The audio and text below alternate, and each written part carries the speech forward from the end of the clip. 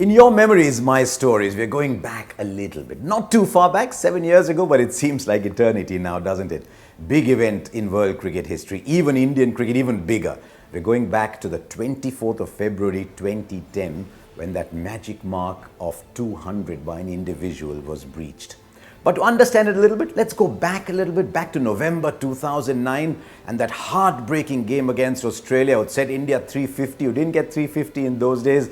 India got into a winning position, 19 to get from 18 balls, fell short. But Tendulkar had played one of the finest innings of his life. He'd made 175 and as usual, it held India spellbound. And I think it took someone like Sehwag to say, yes, that's all right, but you missed a 200. It was there for you.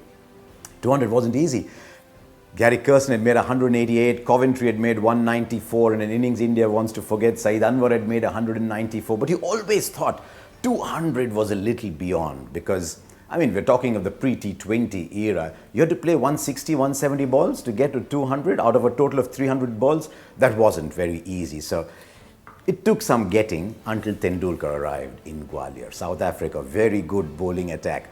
Lovely batting surface, shortish boundaries helped, and Tendulkar was up and running. And as he did all his life, he held India. And we were all looking, 194 in the 46th over. Surely he's going to get to 200, isn't it?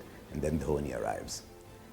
This ball's going everywhere, 68 from 35 balls. He steals a single, the last ball of the 49th over, and we're thinking, no, Dhoni, no.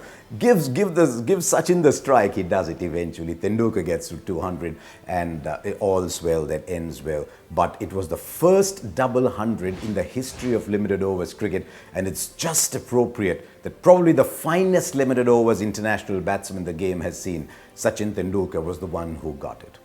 Couple of interesting sidelights. It was the same day on which Tendulkar and Vinod Kambli put on 664. So maybe there's something about that day that was special for Tendulkar. But what else happened? As soon as Tendulkar got the 200, in people's minds, suddenly 200 was achievable. The first person to follow him had to be Sehwag.